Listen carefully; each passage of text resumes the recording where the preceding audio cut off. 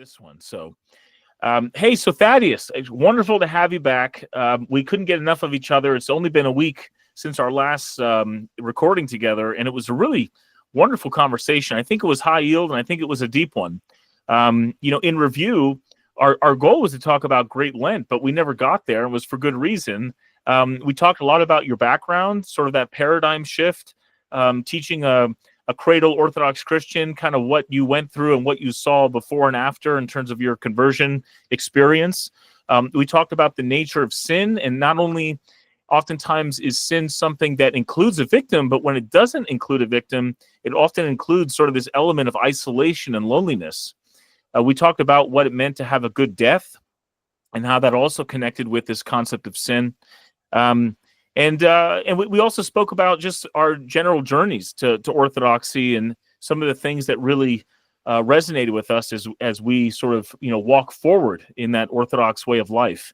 And I really do appreciate your own story as you've sort of gone from a Protestant background to Orthodox to now given your experience counseling those in the Orthodox faith. And certainly we are aware of your YouTube channels and social media involvement, which is very much a huge resource for all Orthodox Christians worldwide, which is pretty awesome. It's really exciting actually to be able to connect with other people in Utah, in different parts of the world, and talk about Orthodoxy. My hope today was to kind of move us forward towards what we're actually in right now, which is Great Lent. And I guess I'll just start off by saying, how did you prepare for the first day of Great Lent, and what are you doing right now to start off on the right foot? Yeah, so my situation is a little different. There's a lot of people with weird situations, economias, special rules that priests grant. I've got some health issues that I've been exploring for years. I'm aware of some of what's going on. It seems obvious that there's multiple things, and basically I'm attempting to do we'll see if I make it the full week, but I'm attempting to do just a water fast for a week. And that is for spiritual purposes. Like, I want my desires to not rule me, which is part of what fasting is about, but it's also just as much for medical reasons, and my priest encouraged me to do this, as the tradition is usually, for a lot of people, not everyone does this. I don't think I did this most Lenten fast, but a common tradition is a water fast for the first 3 days of Lent. And so he said, why don't you make that a full week? Because it seems like that might be medically what you need. And then on top of that, I'll be doing basically a very strict keto diet for Lent, because basically beef, eggs, and veggies will be my diet, because that seems to be what diminishes my energy levels the least, to put it very simply.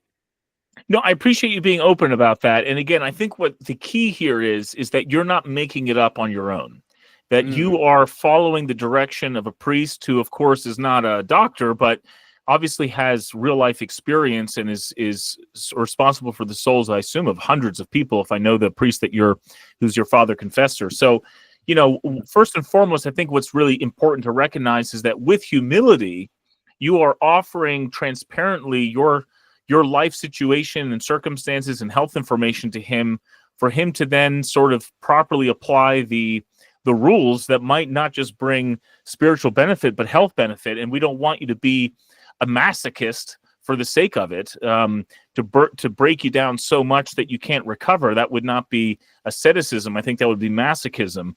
But it is also, though, a fine irony or a fine line when it comes to fasting. There's many different definitions, and I think what's really important to recognize is that there is a healing power to fasting in and of itself. In other words, the more health issues you have, the more stringent you might argue your fasting should be, which is ironic. But I will say it's interesting that you bring up this water fast. I'm just going to ask you to be more clear about what that includes. When you say water fast, are you drinking water over this week? Are you eating any calories whatsoever? And are you supplementing with any vitamins or minerals, just to be more precise? Yeah, right now I will probably be taking some like electrolyte supplements, but it's basically just water. And I've noticed, a lot of diet stuff, when you talk about it, people vary so wildly. Yes. I did the carnivore diet a few different times just for a season, and it made me feel great. And I know some people that just got severely sick, and they tried to get over. There's like that first hurdle of the first couple days, and Right. they did it for a week, and they were just so sick. And they're like, I don't know if at some point it gets better, but I can't live like this. And so everybody's diet is so wildly different. But I know, like, I have some friends that get concerned when I eat keto. They're like, oh my gosh, you have to have carbs, because they've read all the traditional medicine stuff. And there's nothing that makes me feel sicker than carbs, except for, say, like seed oils. But like carbs just mess me up. I have to monitor how much I eat of them. And when I eat basically beef and eggs, like I feel so good. It's like the most energy levels that I have. So it varies so wildly, and it's tough being Orthodox because our Lenten strategy is built around, as I understand it, what are considered basically filling luxury foods, which I can certainly understand. Like, vegetables hit you different than meat does in that regard. But yeah, that's So pretty so basically water. no, good to know. So let's just lay out for maybe our audience what standard Orthodox fasting is. Let's just try to keep it as generic as possible, where there's no disagreement, let's say, from one Orthodox tradition or another globally. So, and correct me if I'm wrong, Thaddeus, but the point is that generally speaking, Orthodox fasting includes Wednesdays and Fridays throughout the year. It includes weeks before Nativity, weeks before Great Lent, several weeks here and there throughout the summer, depending on that particular calendar year, and then a few off days. Let's say the beheading of St. John the Baptist, or some other sort of, let's say, micro traditions that might exist globally. But of course, no one ever tells you can't fast more. But those are sort of the least often fast that a person is supposed to keep. And on those particular days, the general parameters are you're supposed to avoid, or you're supposed to not eat, I shouldn't even say avoid, but you're not supposed to eat anything that has a meat or dairy ingredient in it. And depending on what latitude you're in, what time of year it is, and what fast it is, sometimes you can include fish in that, but oftentimes it's not allowed. You can always have shrimp. And then, of course, there's sort of always a discussion about the power of oils. To me, that's where I start feeling like fasting gets pharisaical. What I don't mind is when people just say no oil at all. Okay, that seems consistent. What I feel like we shouldn't waste time on is if vegetable oil is okay, or canola oil, or various seed oils, or just olive oil, or if there's oil in your chips. And to me, this just starts becoming like, oh my God, are we, like, once we solve all human suffering and poverty, maybe we can start talking about which seed oils to avoid. To me, I just start getting my eyes glaze over when people start talking about oils. Now, by all means, that's my personal opinion. But to me, that's where suddenly things start to get a little bit too obsessive when we start talking about one oil over another. And by the way, many of those oils aren't healthy for you anyway, other than, let's say, olive oil. But so I just bring that up to say, so that when we start talking about the idea of fasting, at least Orthodox style, we kind of understand what the goal is and what is more of an economia. Now, I think what's really cool, and maybe Thaddeus, this is a cool way to start the discussion of Great Lent. I think what's so awesome about Great Lent and fasting in general is that these are obvious, measurable parameters. So I might go tell a person, be more humble, or don't judge. But how the heck do I measure that? And again, that is a spiritual battle, and by all means, we should pursue that. That is the highest form of fasting. But when it comes to something a little bit more objective, nothing's more objective than knowing if you've consumed something that includes certain ingredients. And the reason I think that's important to bring up in this process of Great Lent is that so much of our society in America doesn't like goals, period.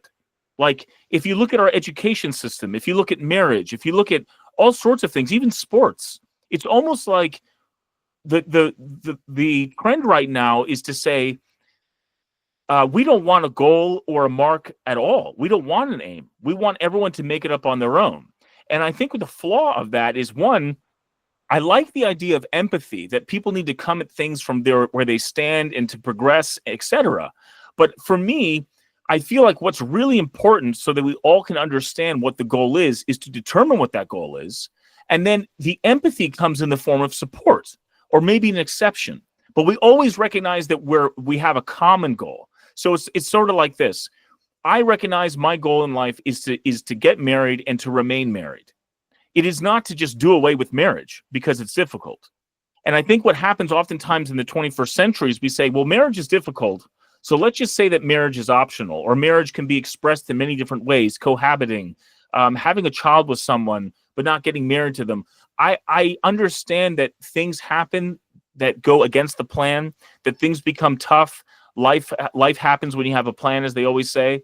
But at the very least, I think as a society, at least one with solidarity and with consistency, we need to agree that marriage is the goal and that divorce is an exception, that marriage is the goal and that you're supposed to do it in a certain sequence. Now, if there are certain interesting scenarios that we can't even fathom all the exceptions that occur because life occurs and you don't expect it, but maybe then case by case we can sort things out. But what I do think is important, especially when it comes to fasting, we at least agree what the goal is. And if we need economias, if we need support, if we need exceptions to the rule or a catered plan, sure. But we all at least agree on those common set of parameters, however generic. And in my opinion, a society that picks common fasting parameters is a society that picks common parameters for life in general. Like, these things mimic each other. If you can do it with your food, you can do it with marriage, you can do it with education, you can do it with military standards as to who should be allowed to be drafted and not, or health parameters for that matter. You know, obesity, for example, is not a way of life. That is a problem.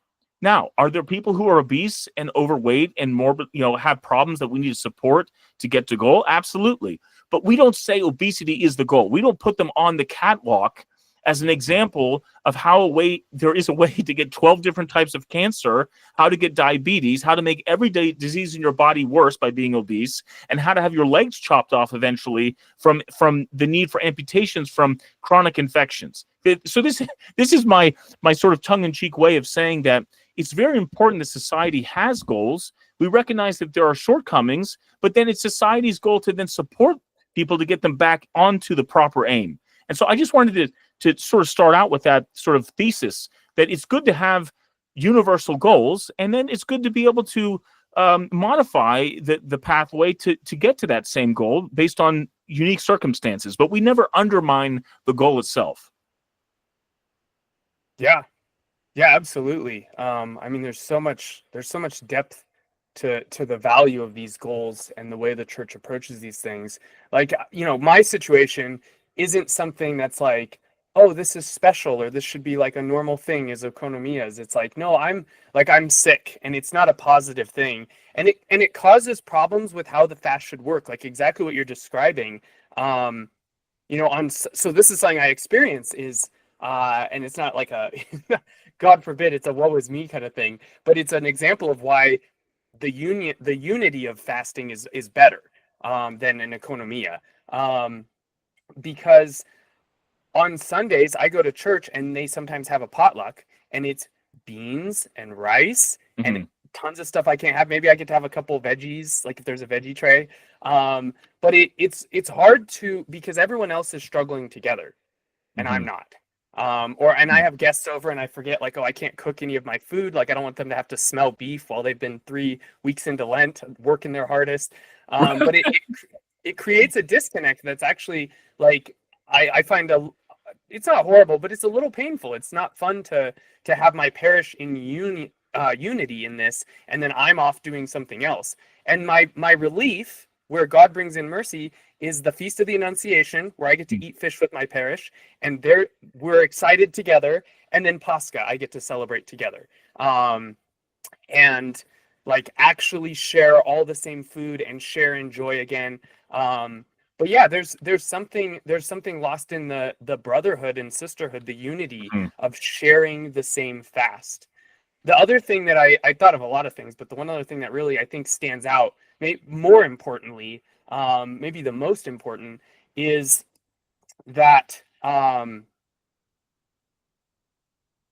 there's a value, if approached rightly, in having a goal you don't hit, and that is humility.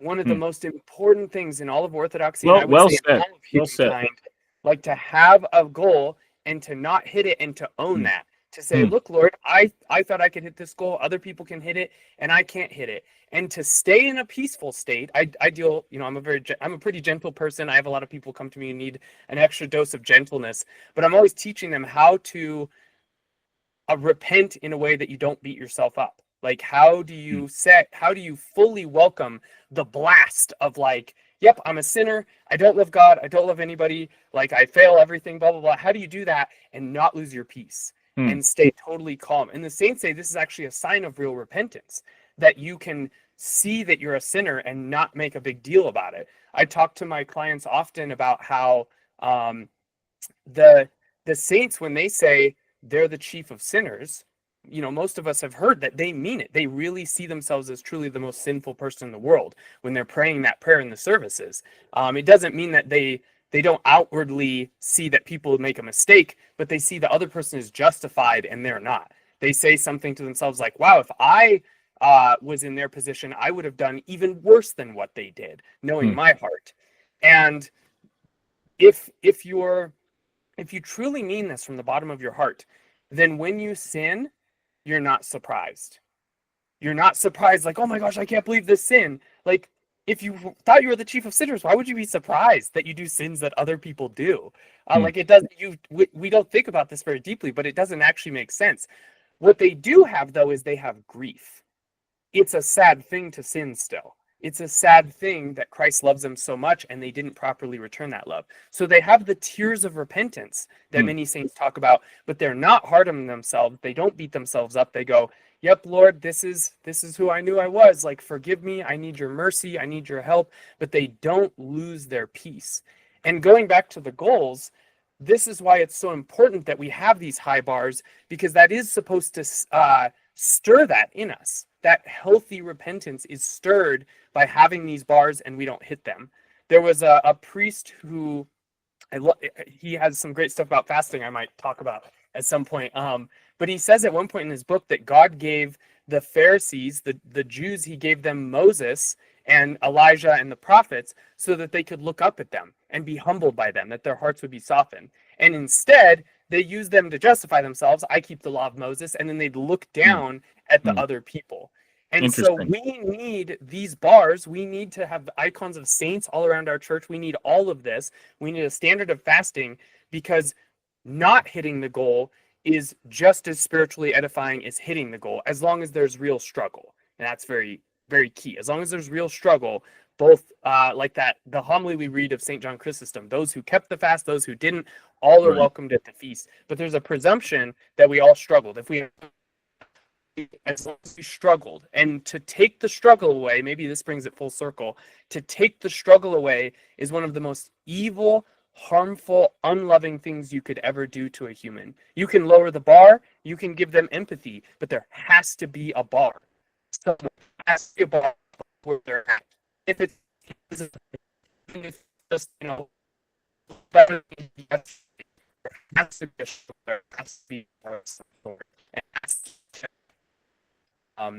psychology as much as it is to the spiritual life. So That is well said. And the last 20 seconds of that we're actually cut off. I think there's just a slow internet connection. I don't know if you can repeat that, and I'll cut this stuff off if you can. It was brilliant stuff. But do you mind just saying that last 20 seconds again? You're talking about the sort of keeping that goal. Yeah.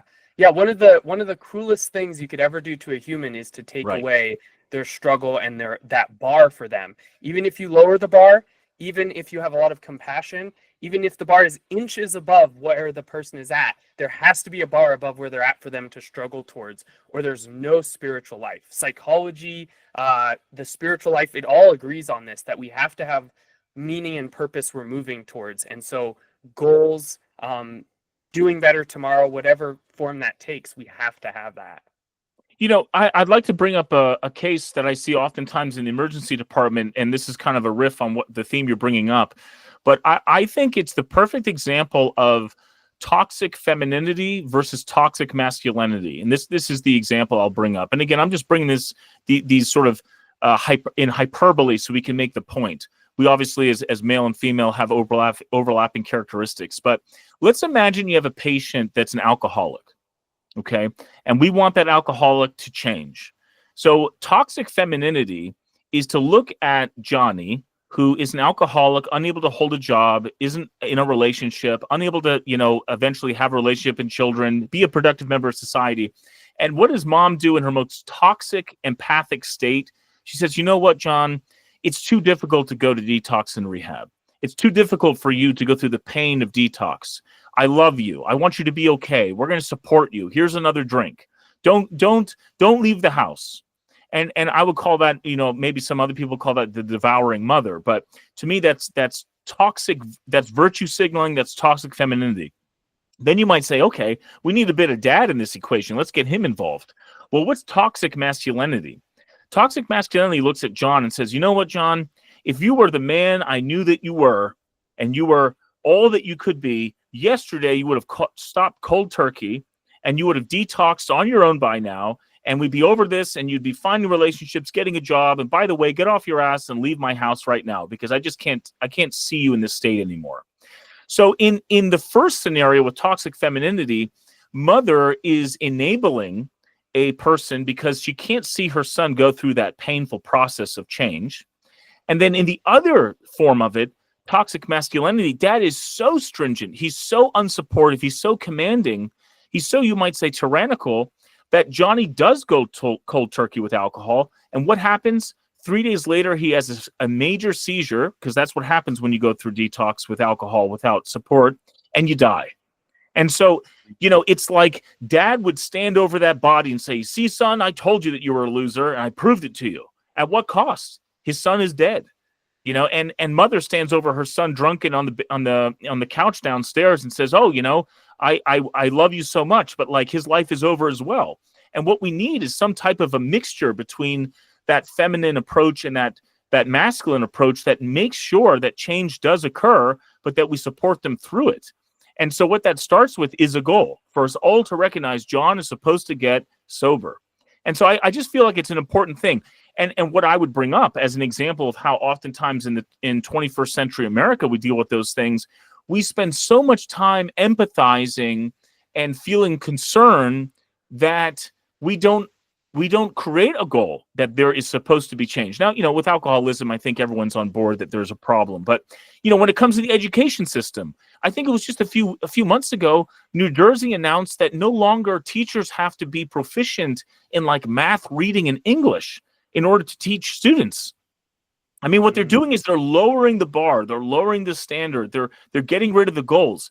It reminds me, honestly, of Genesis, where what is the problem that Cain has? Maybe one way of describing that incredible story between Cain and Abel is that Cain doesn't like the ideal. He doesn't like the game he's playing of sacrifice for God. So what does he do? He exits the game by killing the ideal.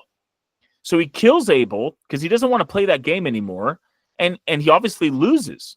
But in some ways, I feel like that we in the 21st century operate with that same mentality. Oh, I suck at the game. I don't like the game. Let's just get rid of it. Rather than having humility and saying, hey, I see the goal. A goal is a judge. I fell short, but I'm going to keep striving. And imagine if Cain had that attitude, back in XBC. I think that would have been a very different storyline. Yeah, absolutely. The one of the ways I also put this topic is that the church sets an extremely high bar. I mean, how Christ says, be ye perfect. How it doesn't get higher than that. Like it doesn't get higher than be ye perfect. And at the same time, we pour out grace. And I think that sums up the balance between the toxic masculinity and femininity you talked about, because those pick one. Either set the bar at perfection, like you'd better man up, or set the bar down at the bottom, let it sit up, drop it on the ground. I hear it just like clink, clink, like pull vaulter pull just down at the ground. But the church balances these, and by having a mom and a dad, by having priests and priests' wives, which we actually in every tradition except English, we use the feminine version of the word priest, huria, huri. in Arabic. Yeah, presbyter, presbytera, Yeah, well there's this said. recognition that and there's something that, I think even my feminist friends have recognized, like, oh, this is a lot more balanced than what I wanted. I've had a couple friends that were feminists that converted to Orthodoxy and left that behind. And when they saw that there was that honor, and that there was the recognition that the feminine energy was part of leadership. It just Yes. wasn't the head, but it was part of good leadership. That was very compelling to them. And so, yeah. So I think the one other thing I think that stands out too from what you said in both of those cases, Cain and Abel, and also the mother and father dealing with, a child wrestling with addiction, is one of the questions I'm always asking people is, are you going to sacrifice, or are you going to sacrifice someone else? Because this question, I mean, there's a million different ways you could put it, but this sums up the entirety of the spiritual life. This sums up what we're warring with. This sums up who God is versus who the devil is. God is the one who will always be the lamb, the sacrifice. He was the lamb offered before the foundation of the world, scripture says. He's always been the one who is eager and ready to sacrifice. And the devil is the opposite. When he enjoys something, he draws all the pleasure he can out of it until it's not useful to him anymore, and he tosses it aside. And we see this pattern play out in real life all the time. The heroes in our stories are the sacrificial ones, and the villains are the ones who sacrifice others. And so when the father, who is, toxically masculine, is like that to his son, is overly critical, and then, like you said, at the grave goes, see, I was right. Yeah. The son is a sacrifice to his ego, to his rightness, how right he was. And so now his son is the one he's killed, like Cain did with Abel. And so in all of these things, and we could bring this full circle, fasting is to war with this. Our stomachs tend to take too much control of us, as many things do. And so I want food, I eat. I'm angry, I rage at somebody. Like, whatever our craving is, we live by it. So fasting is the practice of desires not being in control anymore. What I want is no longer my God. And we talked about that a little bit last time. God takes over that role, and he guides us and guides our desires. But if we don't war with it, if we don't seek Christ's help, especially, like, we will continue to worsen in the state of whatever I desire, I do. And so fasting is basic warfare against this impulse everywhere. I remember now the words of Kyle King. He's a social media with Barrel Aged Faith, really, really wonderful Orthodox Christian. And we've talked a few times. And I remember one of the things he said is, like, feminism, and I guess you'd call it being masculine, there's sort of a pendulum back and forth. We get this extremes of one version or another, when really the center should be God. So it shouldn't be like, oh, are women in control or men in control? It's like, well, no, let God be in control, and everything should be framed in that framework. And when you remove that important third piece, God, of course we get battles of egos, and people feel persecuted and out of place and out of touch, because all the entire ordering of things is out of position to start with. So let me talk about fasting here, and I want to bring up some science, because I think some of the things that you're bringing up are really, really powerful things. So first of all, I want to recognize this. You, in your own way, are obviously modifying this fasting schedule as it's generically prescribed with the blessing of your priest. But with that said, though, you are trying to go the first full week with only drinking water and taking some electrolytes. I mean, that's no small thing. And I'll tell you this, actually, you should know this, Thaddeus. There is an incredible cancer reduction risk with any human being that has fasted for a week straight with only water and electrolytes. I just want you to know that. So, that should be sort of a first and foremost thing that you should be aware of, although you're obviously doing for spiritual power. But at the same time, there is a physical healing benefit that's wrapped into the engineering of our physiology, which God created. So, I don't think we should critique God by saying, "Oh my gosh, Thaddeus, he's not going to get cancer in the future now. He did it for the wrong reasons." What are you talking about? That came with that came with the territory of having faith and being humble and following the orders of your priest. So I think I just want to give you some credit there, because as you say, you struggle sometimes with not being able to kind of fast in the same cadence as the rest of the community. I also want to mention this. There are two different traditions I've heard of. The first 2.5 days up until Wednesday at the 9th hour, many monasteries and many monastics not only will fast from food, but also from water as well. Now, that can be modified, but I can tell you, I know many Orthodox Christians that do a full fast, but it's not required. So in other words, people aspire to that if they're ready and able, but they can retreat to the basic generic parameter if they get to day 1 and it's 3 o'clock and they just can't go any further, or it's the next day and they can't go any further. I myself right now, I'm trying to do a 3-day fast. I'm drinking water and electrolytes. And part of the reason is I just haven't found any scientific benefit for not drinking water, which, again, I'm trying to, oftentimes in my medical brain and my Orthodox brain, I try to find the intersection of the two and see where those things align. But fasting is definitely a perfect example of where science and spirituality align very well. So I want to bring this part up. Your enteric nervous system is bigger in terms of surface area than your brain. In other words, there are neurons and inner neurons that line your 30 feet of gut in your belly that have brain power.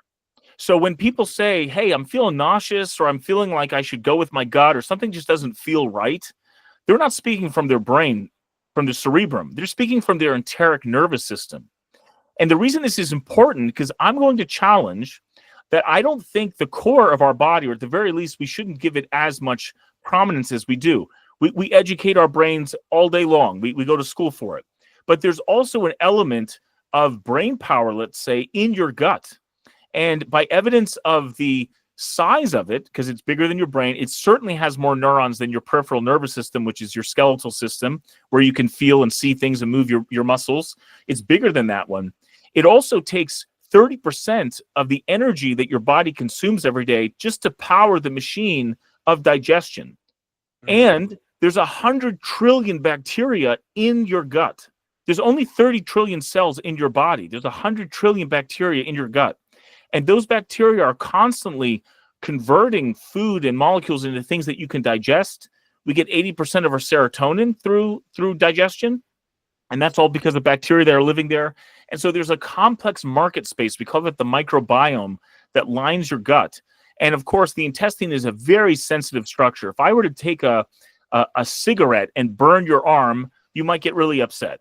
If I were to take a cigarette and burn your intestine, you might actually die. So it's an incredibly sensitive system. Why do I bring all this up? The first commandment in Genesis to Adam and Eve was one of fasting. It was to not eat something. And one of the highest sacraments in the Orthodox Church, one of the highest mysteries in the Orthodox Church, is communion, which is a food. Now, I'm not trying to minimize what communion is. It's one of the highest sacraments, if there's a way to compare them. But it is no coincidence that God, on a daily basis, would want us to interact with him and commune with him through food, which then enters our digestive tract, which then interacts with our enteric nervous system, which then interacts in this complex market space of bacteria, and then ultimately innervates our brain. And so what I mean by bringing this all up is the idea that fasting is so visceral is because fasting, as a result of the intestine that we are composed of, is such a core aspect of who we are. In other words, if I was to take a child and I was trying to convince them as to what does delayed gratification mean? What does discipline mean? What does waiting for the right moment mean? If I was to do that through fasting and food, that would be a far more powerful, visceral experience than if I was to open up a book and explain that to them. And so this is the key. In fact, it's even a level deeper than what Jordan Peterson brings up about how through ritual, we oftentimes fake it till we make it. You know, Adam, Cain, Abel, all the Old Testament figures, you know, they had this idea of sacrifice. And that sacrifice in some way was to eventually allow them to become self-aware eventually that they could bargain with the future. That by doing something today, they could change the future ongoing. And what I'll say is that while that's true through ritual, I think it's a very powerful thing and it does work. There's nothing even more powerful than the sacrifice you feel viscerally in the process of fasting. And if I can teach a child or a human being what it means to have delayed gratification, self-sacrifice, discipline, what other things in my life can I overcome? What companies can I start? What high quality woman can I fall in love with, or wait for that matter to fall in love with? What struggle can I overcome in my work or in my community if I have this down? And so there's a reason why fasting is such an incredible aspect of Orthodox Christianity, and particularly during Great Lent. And so, kudos to you that you're taking it on so aggressively in the first week. Yeah, it's and I will be very honest, like gluttony is probably one of my greatest sins. That was Sure. probably one of the other reasons that I knew I needed to do this, was because I really love to eat. Like, I love food. I read those saints who talk about like how sad it is when men live for eating. Like, that's the highlight of their day. And I was like, oh, like it's one of my favorite things is food. And I used to be very much a foodie. Like, my family would, whatever city I was living in, my family would come visit, and I'd take them to different cool places every night. And I do feel like I'm very sensitive. So I've got blood sugar issues. I've got very likely have Lyme disease. But I'm very sensitive to soy and dairy, and that's like most places. You can't eat out almost anywhere when you have soy and dairy. Because all places that don't have dairy are like Asian places with soy sauce in everything. And I feel very much God was like, okay, out of my love for you, I'm gonna stop you. You won't stop. You don't have the strength. You don't have the love. Whatever excuses you have, like, I'll help you. And so he gave me all these sensitivities so that I would have to now have discipline and regulation. And I still love eating. I still find a way to live out my passions. But it's definitely been, I remember when I found out about the sensitivities, and I got teary-eyed because I was like, I won't be able to eat cheese anymore. Like, I love cheese. And now here I am, like, I probably end up accidentally or intentionally eating cheese like a couple times a year. But I'm like, no, this was such a blessing. Like thank God, now that I, have that backwards looking perspective, like, I really see how much it's helped me. But I've also been, here we go, different thing you made me think of. Even just now, I was making some connections I haven't before. But I'm sure you're familiar with autophagy, where your body, you do intermittent fasting, and during that phase, your body starts cleaning stuff out of your cells. And I think that's part of why fasting has helped me. And I've taken a couple supplements related to cell repair, like spirulina chlorella. I've tried probably like 50 different supplements, and that's been one of the few that I've gotten good results with. But I think of it like, you were talking about how so much of your energy goes to just processing food in your digestion. And I think of it kind of like in science fiction when they're piloting a vehicle and they only have so much energy. So they have to switch it from, say, weapons to shields. And when we're not eating, when that energy isn't going to the digestive system, it goes somewhere else. And that can be like the immune system. I have immune system problems. So now suddenly my immune system has extra energy to clean out garbage that's been accumulating. And I think of it also like, you have a museum or a business or something, and during the day there's traffic, stuff's going on, but it's when no one's there that the janitors can come through and clean stuff up. And so when you're doing fasting, intermittent fasting, you're taking those breaks from eating, you're allowing your body to have that extra time. And it just hit me as you were talking. I've never thought of this. I'm probably going to say this all the time now. But it's spiritually, so set aside the biological side, spiritually, what do the fathers say is happening? We have passions. They're attached to things inappropriately. And by feeding our desires, like we've already talked about, they get worse. By taking a break from our desires, they're purified. They're cleaned out. And suddenly it hits me that is exactly what autophagy is. Like, spiritually and physically, both the exact same thing is happening. That junk in your spirit is being cleaned out, just like junk in your cells are being cleaned out when we fast. Yeah, that is an interesting parallel. If I starve the body, is somehow that also sort of a parallel to starving the vices of your body, and do they kind of react in the same way? I mean, I would have to imagine so, just from experience. I'm not sure of the mechanism, but yeah, I mean, this is the cool thing, is that fasting, absolutely, like, when you look at so I wrote this book called the Athos diet, and essentially it mimics the best fasting practices that occur in Mount Athos. I mean, there are many monasteries and convents around the world, but it seems to be more ubiquitous there. But one of the coolest things that they do, and I think this is just almost like poetry, but monks at Mount Athos, when they go to sleep, it's like a small death, and when they wake up in the morning, it's like a small resurrection. And they're preparing for communion the next day, which may be late morning. Now, usually, actually, their liturgies are pretty early, but they're really limiting the amount of food that they eat throughout the day. There's only so many meals. And if you look at the writings of Saint Epiphanius or Saint Nicodemus, they're separated by many centuries, but they're all kind of referencing the same things. They really recommend one meal a day. And they're also recommending a great deal of fasting to get to communion. So when the imperative, the thesis is, communion is there for the healing of both soul and body, what comes with that territory? Intermittent fasting. And if any mammalian species intermittent fast, that means that they eat their calories over a confined amount of time, usually about 8 hours, better if it's 4, they live 30 to 40% longer. And so this is a powerful, I think, anecdote to say that there's something about the irrationality of preparing for communion that truly is life-changing and life-saving. I mean, it is the healing of both soul and body. And what's unfortunate is that when you get traditions of Christian traditions in the West primarily, that they don't incorporate fasting into when they take communion, if they ever take communion, they don't get that scientific punch. And I bring this up from a medical perspective because as a doctor who takes care of people in the ER all the time, suffering from coronary artery disease in the form of heart attacks in men that are fathers, and people that have strokes, that have grandchildren, people that have diabetes that are getting their 5th toe cut off. There needs to be something in our culture and specifically in our religion that helps us and saves us. And you can't institutionalize everything. You cannot throw money at a problem and expect a magical result. It doesn't work that way.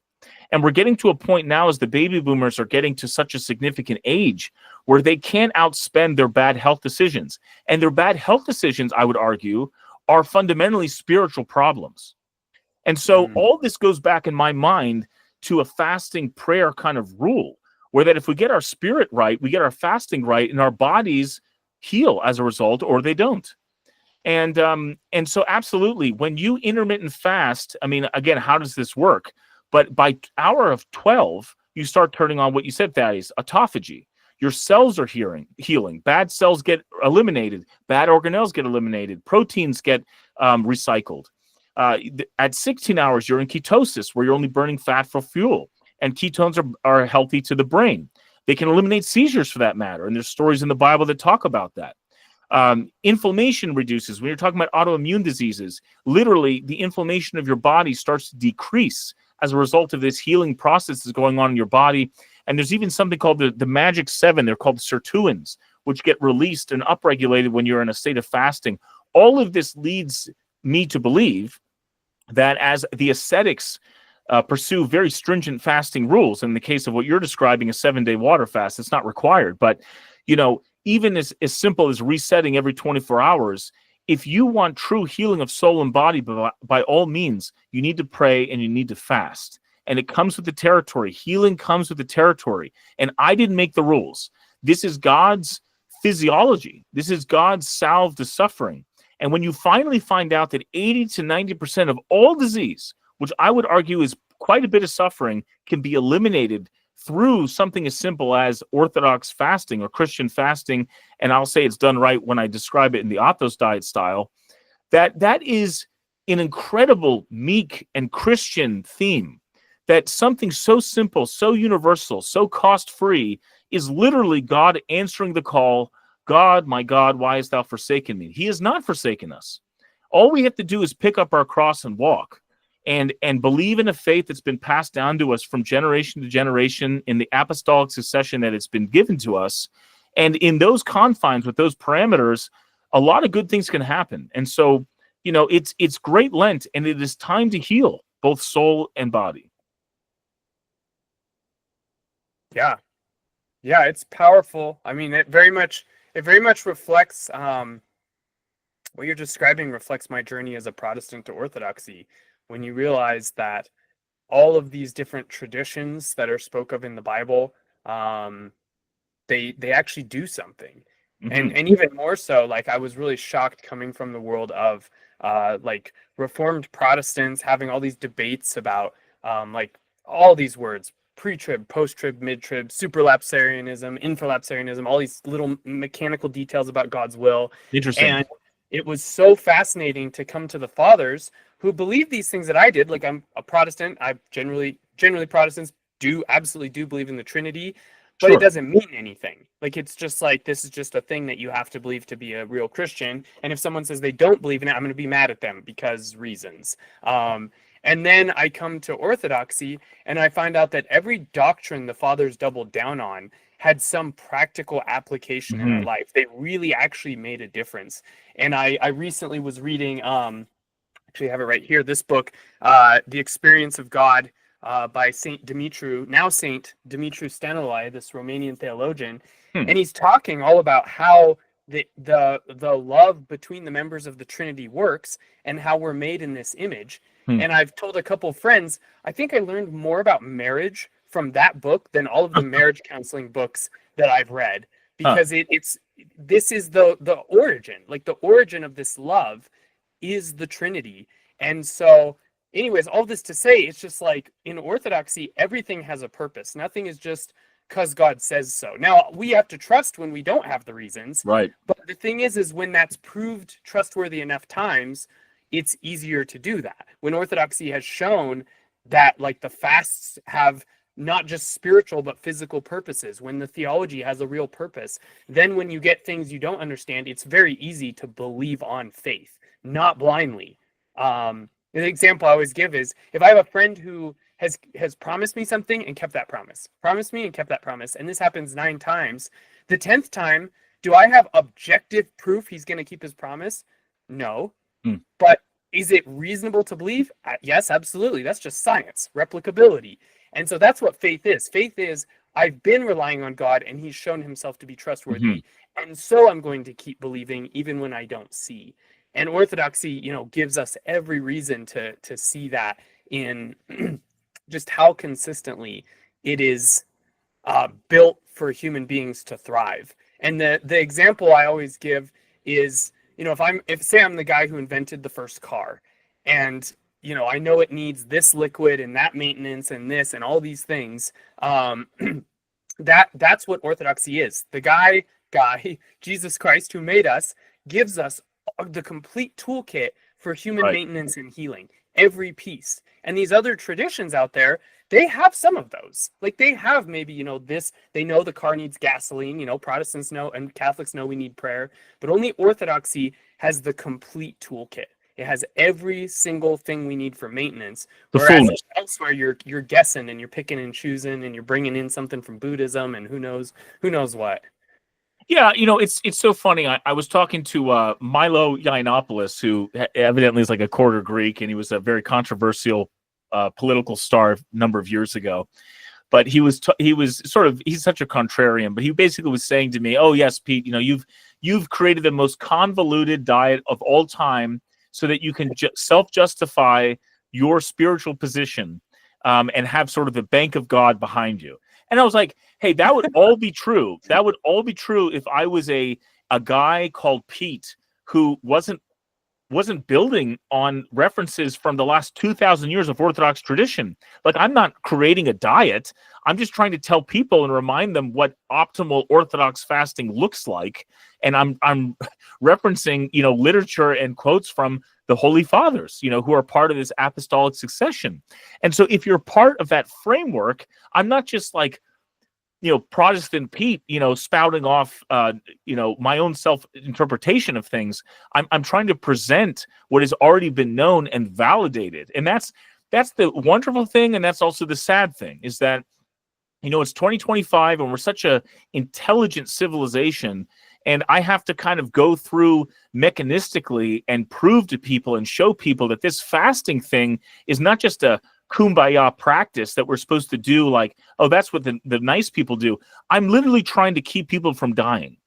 Like, I'm trying to keep them from suffering. I'm trying to have them eliminate 80 to 90% of all disease. I'm trying to ensure that they're there to give the wisdom that they learned in their lives to their grandchildren and great-grandchildren, and to make them active members of their community. This is what's at stake. It's not a vanity rule. It's not losing 10 pounds during Lent. It's literally me trying to, certainly be relevant to them, but also to understand that I don't want you in my ER.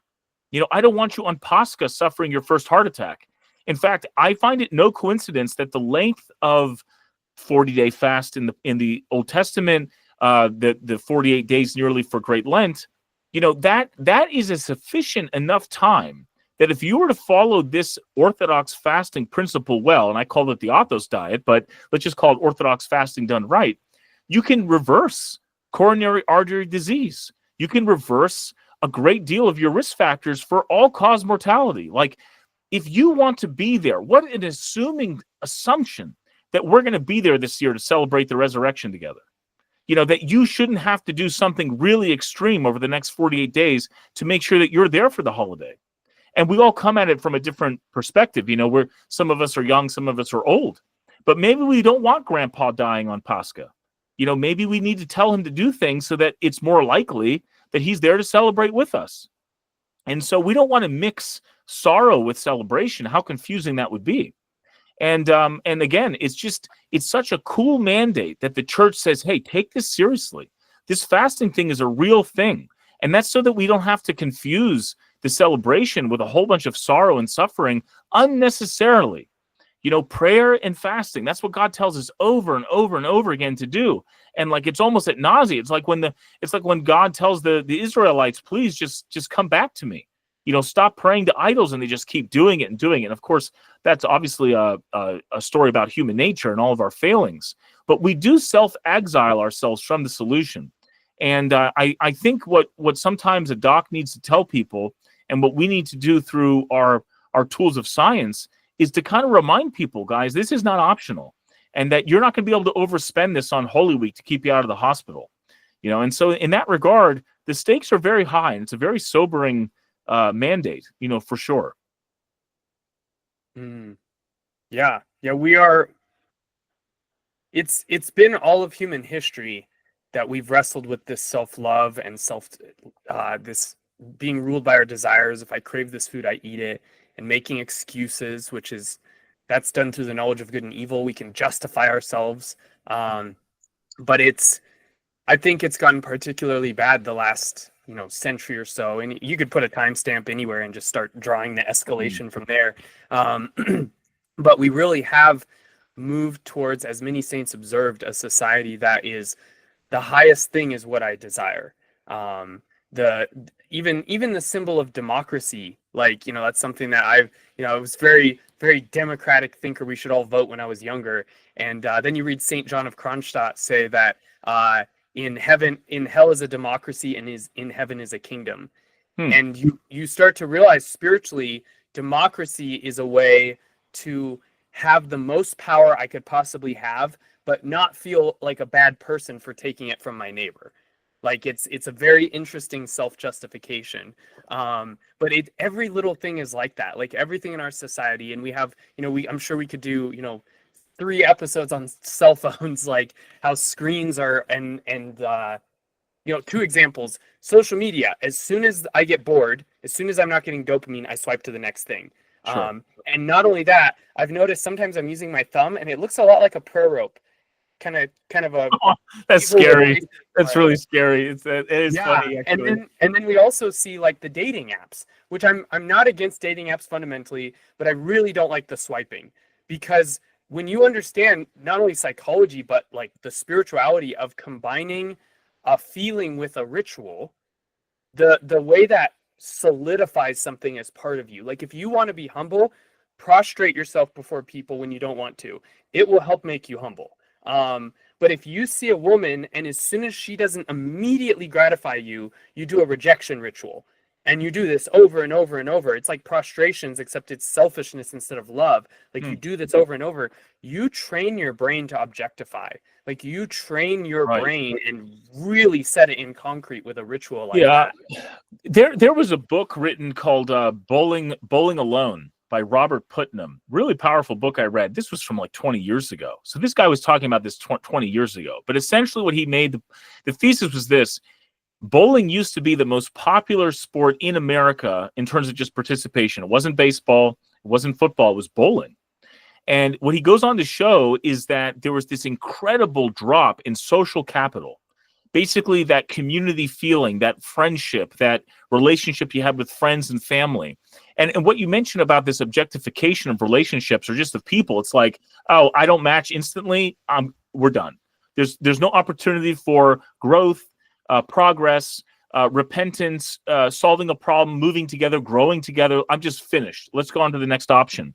And this was written 20 years ago, where he was basically saying that, it might be that there were two gangs. He brought up this example, two gangs where it just so happened that one member of the gang used to play basketball with another member of the gang, and the gangs line up to have a fight, and they realize, oh, well, there's these like little mini allies here. We can't fight each other. Let's walk away. As an example of many problems or conflicts there might be out there, but there just wasn't that cohesiveness in society any longer where people got together.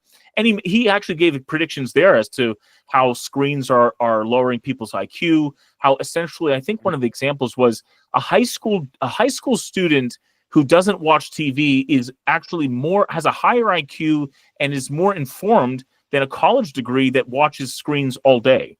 And it's pretty impressive how we probably watch screens more than ever before, ubiquitously across all demographics now. Never mind the apps that you're describing. But it is sort of an interesting dilemma and sort of an obvious sign that society is crumbling from the inside out because there's no cohesion and there's no relationships. And I like to say, we don't have a marriage problem. We have a relationships problem. Like, everyone hates everyone. No one has any time for anyone. There's no patience for anyone. There's all sorts of bickering and problems between siblings, between parents, between loved ones, between marriage. Like, it's between children. And so, yeah, we get to call one examples of that divorce, but, it's maybe a little bit more dramatic in that case. But it exists at many different levels. And so with that regard, this is why fasting's so important. Again, nothing is more visceral than the hunger feeling you have on a daily basis. Like, if again, you can learn these themes of sacrifice and delayed gratification and quality over quantity, and what it means to wait for something, if you can master it in that visceral instance, you can apply that in all aspects of your life. And so I think that a society that fasts is a society that understands some of these bigger themes that they can now have dominion over in every other aspect of their life. And so in my mind, Great Lent is really an opportunity. It's not just like a New Year's Eve resolution. We have 48 days to really dive deep and to really learn something very powerful about ourselves if we sign up for the right race. We have to be able to utilize this practice of fasting, because there's no book that's going to teach you what it's like to feel hungry. There's no PowerPoint that's going to really express to you what it means to have delayed gratification more than what it is to feel hungry right now, or to have a craving of something that you really just want to eat at this moment. I mean, it sounds so basic, but I'll tell you, there are plenty of people who are overwhelmed by the food that's in front of them and cannot say no to it. And if you can say no to that, can you say no to bullies? Can you say no to the wrong spouse? Can you say no to the wrong religion, the wrong government? It's all of this stuff, I think, starts with something so fundamental and so core as fasting. And it's no coincidence that Great Lent really highlights that. And it's to our own detriment if we don't utilize that that exercise, let's say, in order to learn themes that are so deep. Yeah, I think part of the value of fasting is it really reminds us, what multiple saints like Saint Maximus the Confessor says: evil isn't in food but in gluttony. Evil isn't in sexuality but in lust. It's not in glory but in vainglory. Evil lies not in created things but in their misuse. And I talked about that last time. We focus on the abominations like murder and stuff, but it starts with a heart ruled by our love for self and our desires. And it's such a good reminder when we fast to be like, the point when we have a law isn't that, say, the stomach is bad. that's kind of how I did things as a Protestant. It was like, if I'm not supposed to do it, it's bad, and if it's not bad, then I'm allowed to do it. And there was no in between. There was no nuance. There was no spiritual insight or wisdom. Those seasons, and so understanding that like all sin is a mispursuit of the beautiful. That it's, I want a spouse, but I'm going to have it now. I want to not feel lonely, so I'm going to look at pornography now. Like that's really always what sin is. Something God put on my heart, but I'm the God of meeting it. Instead, he put it on my heart. He meets my need. There's a desire there, and I'm going to get it however I want. And so the fathers actually say, and again, this drives home why fasting is so valuable. On one hand, if you allow any passion, you're allowing all of them because you're feeding that self-love. But at the same time, they also say, if you fight any passion, you're fighting all of them. Because all sin is actually just one sin. It's pride and it's self-love. And the desires just determine the form it takes. God makes me, as I always say, God makes me to be maybe a kind person. And I end up, nice people pleaser. And God makes someone to be like masculine and strong and protecting. And they become the toxic masculine dad that you talked about. It's always something beautiful God has put in us that we misuse. And so fasting puts us right at the starting level of your stomach is beautiful. God gave it to you. He designed all these systems. He tells you, go eat, eat. He tells us that in Genesis of the other things besides the fruit that we weren't supposed to have. And he tells us that with the Eucharist, take, eat. This is all beautiful. What we're doing is not saying that something here is evil when we fast. What we're saying is our relationship to the beautiful is evil. And so we're starting with fasting, starting with our stomachs, because it's so primal and so beautiful, and then spreading that everywhere. And the saints talk about how when you're, the early monastics, the desert fathers were like, when your stomach's full, you are much more likely to give into lustful thoughts. Once you've pleased one part of yourself, all the other parts expect to get their due. And it's like it's a domino effect that's hard to stop. And this is why we balance, again, going kind of full circle here, we balance having these standards with putting a bar where people are at, but there has to be one. Right. And the priest I mentioned earlier, I said I might get to at some point. He has this book called On the Passions and Repentance. Excellent book, one of the best books I've read on the Passions. Father Georgi, I don't know how to say his last name, Knopfach, I think it is. But this book is great, and he has a chapter on each of the passions, and he puts back to back. He has a chapter on lust and then a chapter on gluttony, and he uses this really well because in the chapter on lust, he emphasizes that the church has standards. Like, you don't sleep with someone before you're married. You don't do this in bed. You don't do that. Like, it has these standards and rigid standards. And then he gets to the fasting chapter, and he begins by emphasizing that we have all these fasts. But he says the church also acknowledges the opposite, that if you fight a desire at all, you are living the spiritual life. Struggle. The word struggle, podvig in Russian. Like this, if you're in some way not getting what you want. And he gives this example, which I find really comforting. He's like, if you've had 4 cups of coffee and you really want that 5th one, and you say, no, I will stop here, even though I'm sitting here craving it. He's like, you are fasting. You are struggling. Anytime we're not giving in to a craving and we're saying, no craving, you're not the boss of me, we are beginning to fast. We are actually experiencing spiritual growth. Now, we maybe have to mix that with humility and be like, look, someone else drinks no coffee, and here I am struggling just to drink 4 cups. But still, for a lot of people, especially people new to the Orthodox faith whose bodies aren't used to this stuff, they can get too hard on themselves. And it's like, the point is to not get what you want.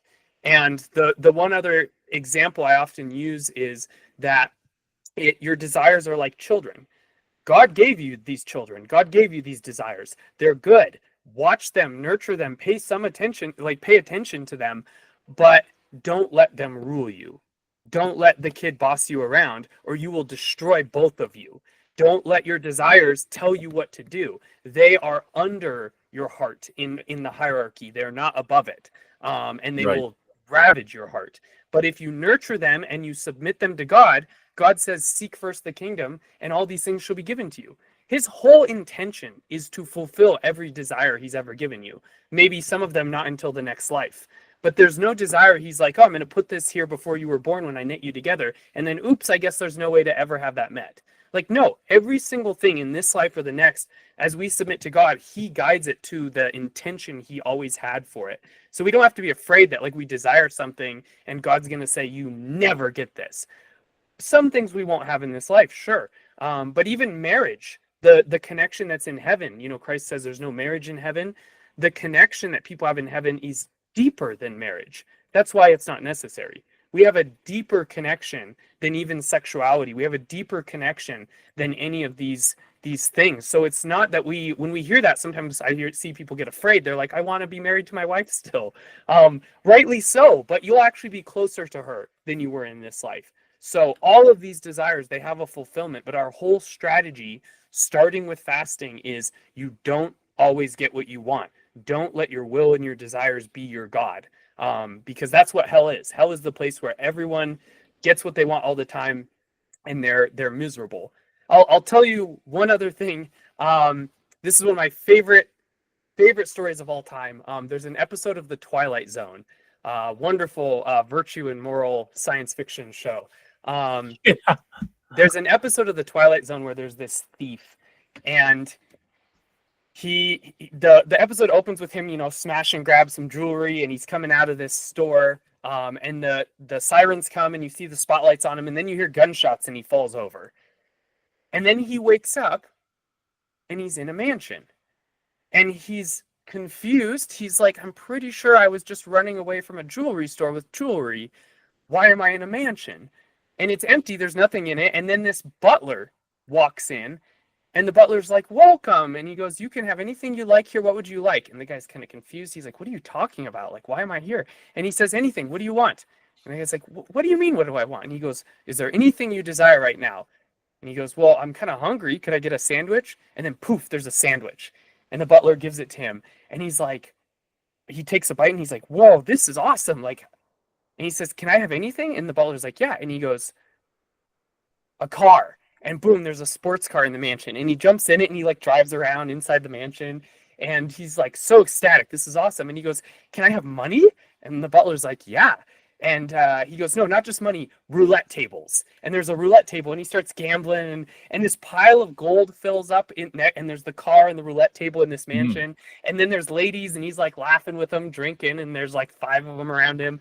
And the episode goes on, it kind of goes into like a time lapse, and you're seeing more of this happen and more of this happen, but his countenance, the expression on his face starts dropping. And after all this time goes by, he's sitting there in the pile of gold, the girls are asleep, you know, and he looks at the butler who's standing there and he goes, man, I didn't think I'd be so bored in heaven. And the butler goes, who said you were in heaven? And then lets out this maniacal laugh. Right. And that's very orthodox. Like, there's very much this idea that hell is where you just get what you want all the time.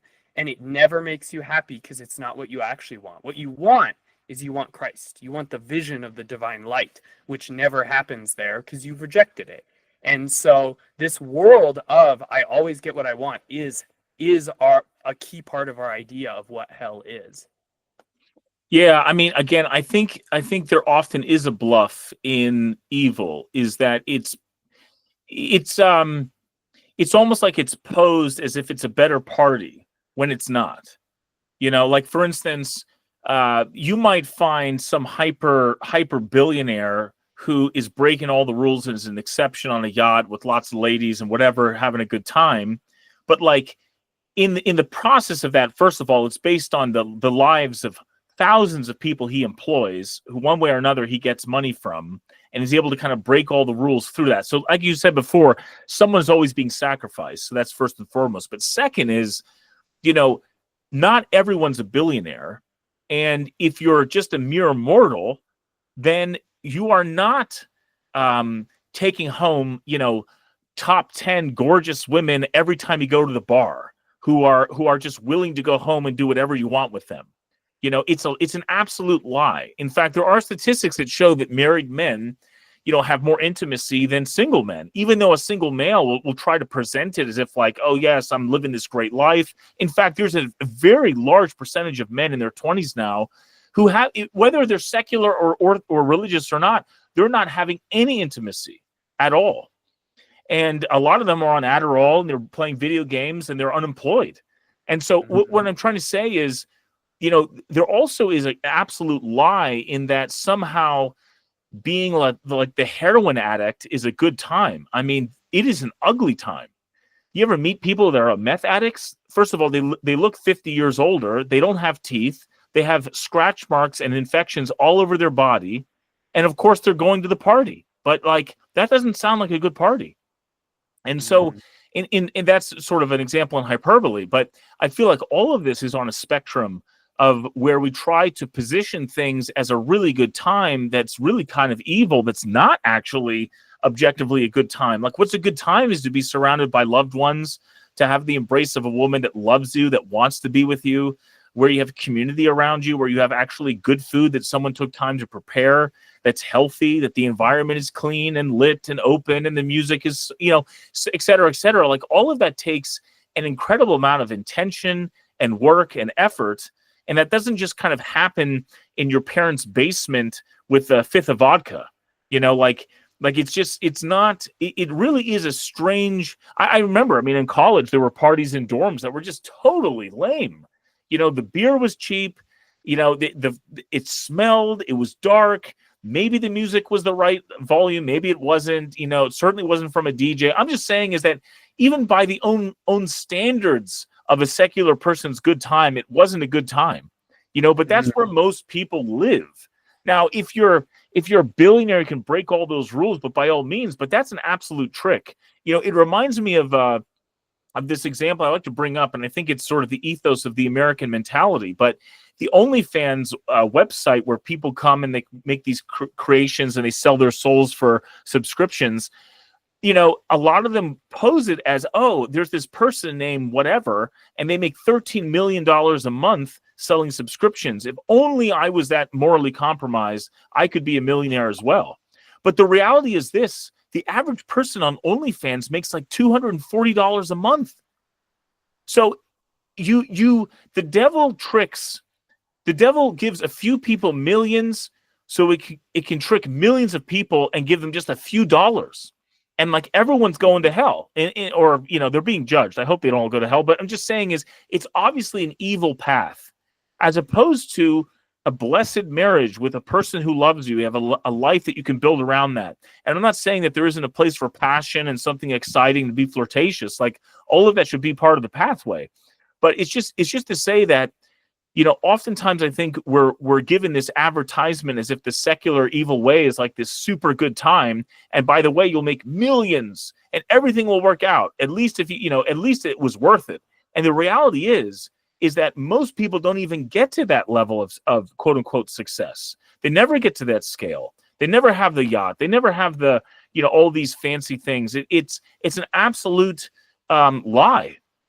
And so there's just so many ways to say that evil is not worth it. It's not part of the commandments, obviously, but it's not even a good time by its own standard, I guess, is my long way of saying a short thing. And so, yeah, while I appreciate the Twilight Zone's, rendition of you get everything you want, I would say that hell probably maybe is an element of that, but also it's probably just completely lame. It's totally lame. It's just not even, it's not a good time. And so anyway, I just thought it was an important thing to bring up, because I think a lot of we Americans, especially me as a millennial, you sort of get brought up in a world that anything is possible if you put your mind to it, and you can become anything you desire, and success is your destiny. And the reality is that life is much more humble. Now, it still can be beautiful, but it's certainly much more humble. And while we compare ourselves to the billionth of a percent of people somewhere distant in the world, that's not reality. That's not reality at all. It doesn't last. I think that's the key thing with like the Twilight Zone. Like, if you party like that for, even at the best peak, whatever, you say you party like that for 1,000 years. No, It's not good. It literally, you're psychologically, I mean, obviously no one lives 1,000 years, but like psychologically, your brain doesn't Yeah. derive pleasure from that Yeah. long term.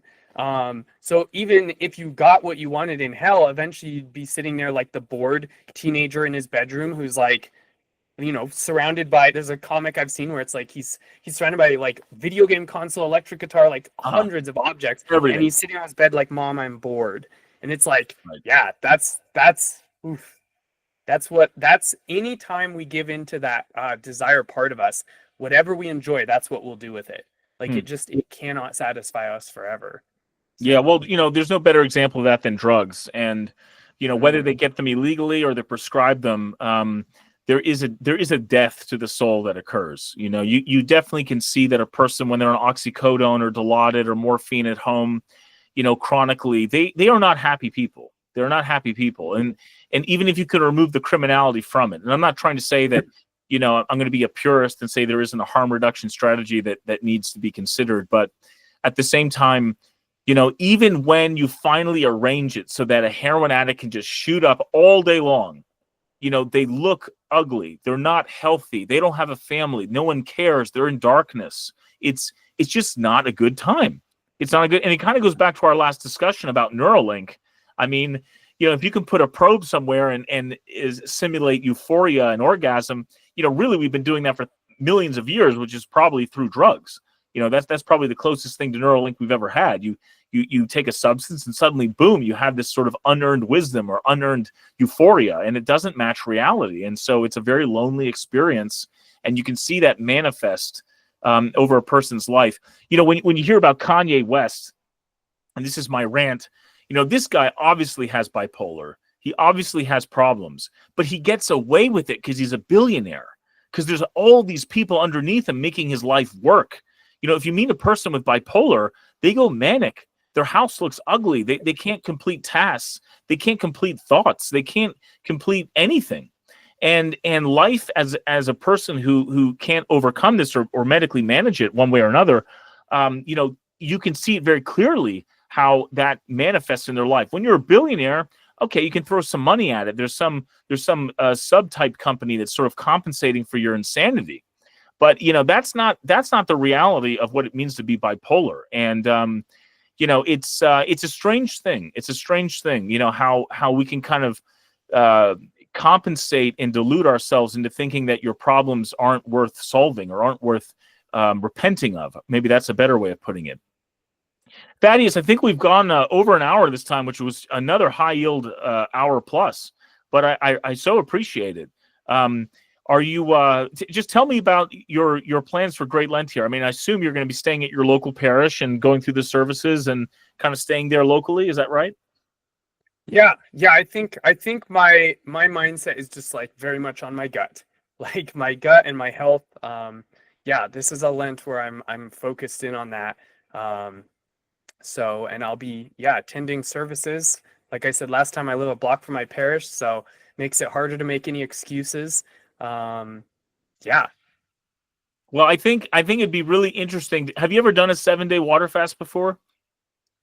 I think about 5 days is the longest I've gone. 5 days. Years past. Yeah, I'd love to hear your experience of that. I've never done anything that prolonged, but I do know from studying the literature and anecdotal stories, and even sort of like I said, some studies showing that people that gone 7 days, without any food, really reduce their cancer risk for the rest of their lives significantly, just by one and done. It's an interesting thing to reflect on, and I hope you get great spiritual and health benefit from it. And who knows, as you repopulate your microbiome with the right bacteria in the right way, and the right temperance and cadence through this process of fasting, what will you have healed in yourself to maybe be able to pursue fasting in a different way eventually. But I know that we're all the 11th hour comes eventually, and we have time until then. And what we might be able to do round 4 or 5 and fast in the fast might not be what we end up doing round 20 and 30, in the fast later on. And so, it's a journey where we get to modify things as necessary. But by all means, I think the most important thing is that we're following the the quality control steps of what our spiritual father says and our father confessor, and he will ultimately decide and wisely, I'm sure, determine what that proper balance is, so we get healing of both soul and body through this Great Lent. Thaddeus, great to see you again. I really appreciate your time. Yeah, likewise. These 2 conversations have been a real treat. So thanks for having me on. Yeah, absolutely. And like I said, I hope we get to continue the conversation. Maybe we'll touch base towards the end of Lent, see if there's still body of us left as we're losing all this weight through this ascetical practices. But I think it's worth the rub. So looking forward to hearing how things go. Maybe we'll connect towards the end of Lent if you have time. Yeah, that'd be great with me. So. All right. Thanks, Thaddeus.